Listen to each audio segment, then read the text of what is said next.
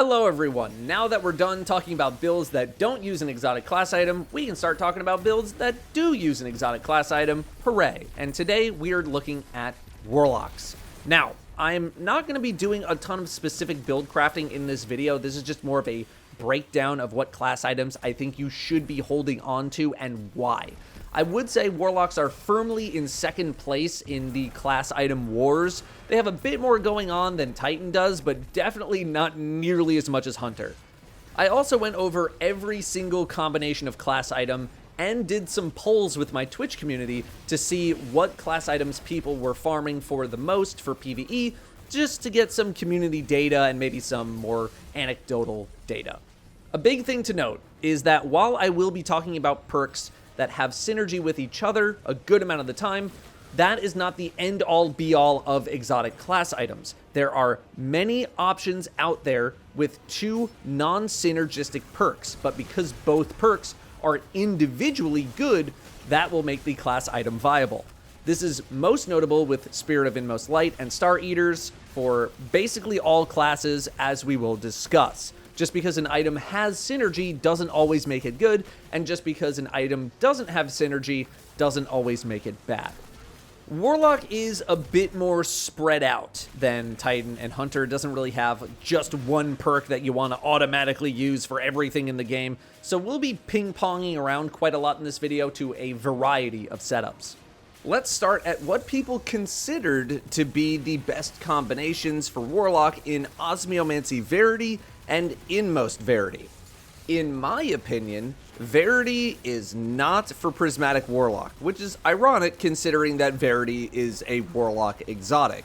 And the reason for this is because all of the grenades that can actually use a Verity proc, Storm, Threadling, Vortex, all felt incredibly underwhelming for me. I tried all of them in a Legend campaign mission. I was so underwhelmed by the experience. These are not burst damage based grenades. They are not super high damage grenades. The kinds that you would want to use in a Verity setup, in my opinion. Can you make it work? Sure. Was it doing anything for me personally? Absolutely not. Both the Stasis Turret and Cold Snap do get the benefit of Verity, but the damage on both of them is negligible, if not downright completely ignorable. With regards to Osmiomancy, Feed the Void and Osmiomancy might sound a little overboard, a little redundant. I can assure you that they are not redundant, and you will want both. I had no issue with the Osmiomancy portion of the class item when playing with Osmio Verity. It was very much the Verity part that I thought wasn't really pulling its weight. Osmio could full restore a grenade on a good Vortex grenade, assuming your target stayed alive long enough, but with Storm or Threadlings, you do need to hit a lot of targets for the juiciest effects. Now, I don't even really feel like I need to dive into inmost Verity, because again, the problem isn't inmost, it's Verity. Inmost versus Osmiomancy is strictly a battle of where do you want your ability energy to go? Only to your grenades, or do you want to spread it around a bit? I would probably lean more towards Osmiomancy for those who don't want to juggle so many responsibilities, on top of the fact that half the time, you're not even going to see Inmost Light's buff in your buff slots anyway, so it's going to be way harder to keep track. The next top combinations that I saw from my community were all based on Starfire. There are 4 synergy options to consider: Inmost, Filaments, Osmio, and Stag. Stag is one that I think we can pretty much rule out immediately, though. It's not really the strongest choice. Personally, I am not a big believer of Starfire-based plays for a couple of reasons. The first thing that you need to do with Starfire is run Empowering Rift, and a lot of people like the security blanket of Healing Rift. Next, Starfire gives grenade energy from being in an Empowered Rift and, killing stuff. And while you can get technically as much energy as you want in that time frame, there are other ways to get grenade energy without needing to stay in one spot. Filaments gets you Devour from dropping in Empowering Rift, so you could go without Feed the Void and use something else instead. Maybe Hellion if you're playing around class abilities. Inmost Light can fuel more rifts. That's fine too. Osmiomancy feels a little redundant in this case, but can trigger a bunch of back-to-back grenades when you're slaying out in a Starfire Rift. It's not that I think Starfire is a terrible option or anything. It's definitely not. It's just maybe not something I'm leaning into without a bit more experience with it. Next, let's run down some non-synergistic pairs that work well together. Stuff like Inmost and Star Eater, Inmost and Harmony. These are perks that are individually very strong, but otherwise have no synergy with each other. Harmony is definitely a strong perk on its own and can realistically pair with pretty much any other trait if that's the way you want to build into it.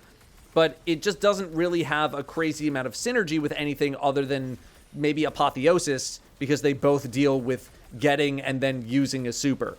Maybe you could argue filaments because you get devour and you'll mainly use your guns to get kills.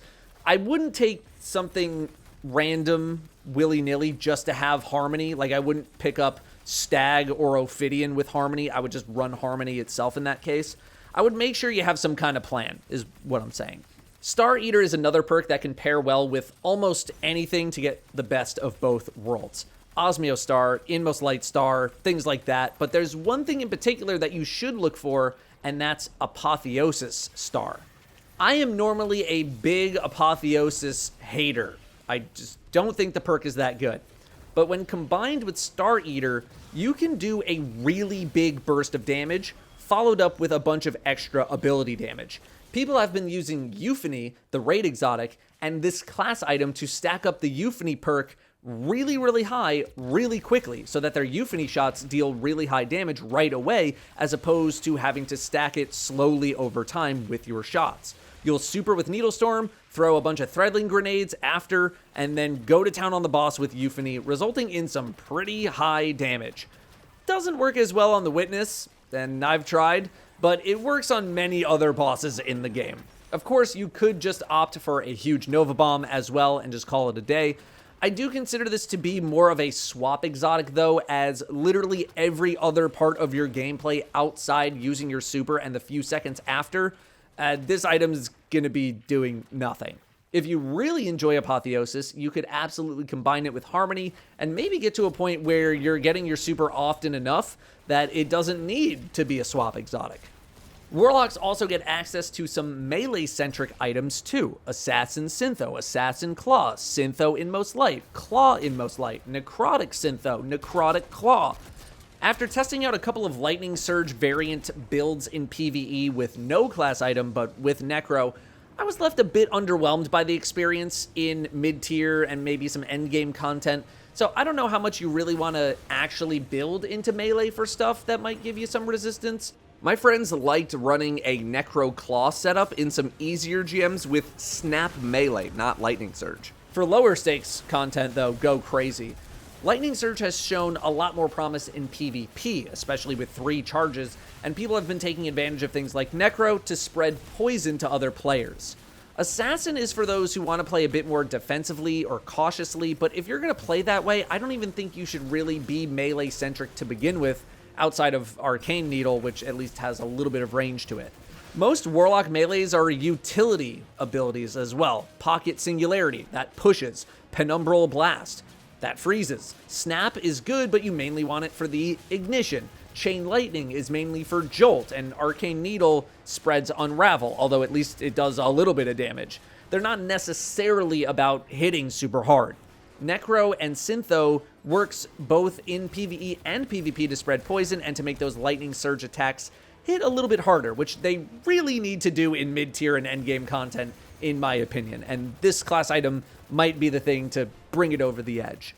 Stuff that I found mostly underwhelming is anything to do with Swarm, Stag, Vesper. Vesper lacks the blinding part of the Shockwave, and the Shockwave it's fine, I guess. Swarm can work if you want to build into Threadlings that aggressively, I suppose, but I've seen little to no excitement otherwise. Stag does have synergy with Vesper and Starfire, but Stag is also just pretty underwhelming as a perk overall. I don't think these perks are completely worthless or anything, but you're going to need to put in some extra work to get me excited about them. Ophidian is obviously much more of a PvP thing than PvE. You'll probably take things like Claw, maybe Harmony, if you want to run with Ophidian in PvP. Now, much like Titan and Hunter, I did do a poll of what was considered 10 of the stronger class items for Warlock. But the top 5 were all things that I was either underwhelmed by, like Verity, or I just don't think is that great, like Starfire. So instead, I think I'd rather leave you with a couple of items that I'll be prioritizing, and then just a general note on Prismatic Warlock. Personally, I'm hunting down stuff like Osmiomancy Harmony, Inmost Harmony, Necro Claw, then maybe a couple of Star Eater-based items, Osmio Star, Apotheosis Star, stuff like that. All that being said, if you watched my no exotic class item needed Warlock Prismatic build video, and even if you haven't, you're probably aware of the Getaway artist setup with Bleak Watcher. I can very safely say that I would rather run that setup over 99% of exotic class items for Warlock. That build is so strong in so many areas of PvE that I think it puts the overwhelming majority of exotic class item builds on Warlock to shame. It's very well balanced, it produces a ton of Transcendence energy for non-stop chaining, it works basically everywhere, it's super simple in terms of the user experience, it has everything you want. The only thing that I have against that build is that because it's so simple, it gets a little boring. That's it. If you never farmed for an exotic bond, at least as of this video, I wouldn't blame you one bit, because I see very little reason to use anything other than the Getaway artist setup unless you're just trying something new or want to try something different. That's all I got for Warlock class items. Again, it's a little more variety than Titans. You have some options to work with, whether you want to max out your grenades, your melees, your neutral game, your weapons, whatever you want. There is something there for you, but, you know, also Getaway artist. As usual, feel free to post your own insight in the comments for your peers out there in the wild. Thank you very much for watching, and I will see you next time.